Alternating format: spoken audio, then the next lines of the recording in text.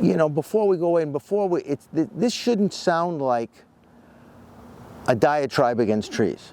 We're not suggesting that courses here should do what Oakmont did when it went back to its original roots and basically cut down every tree on a golf course that was heavily treed because greens committees had planted trees where they didn't exist. But what we're talking about is a balanced approach. I think Dan will agree, and most superintendents you talk to will agree, that a beautiful, mature tree really adds to the experience when you're playing golf. It's something special.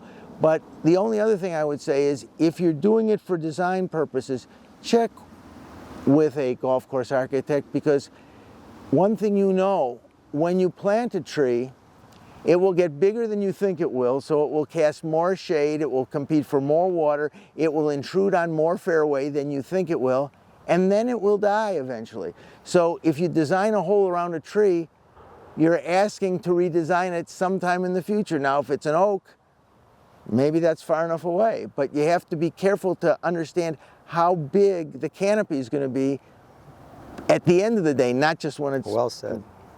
Well said.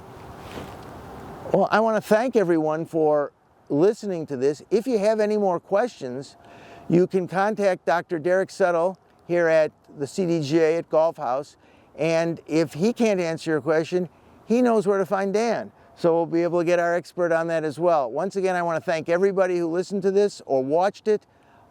This is a labor of love for the CDGA's Greens Committee. We want everyone who's interested in golf to have a little better understanding of what goes into maintaining a great golf course and to appreciate what the greenskeepers and their crew go through.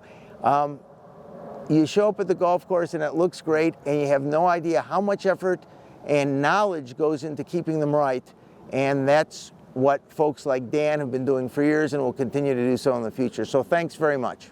Thank you.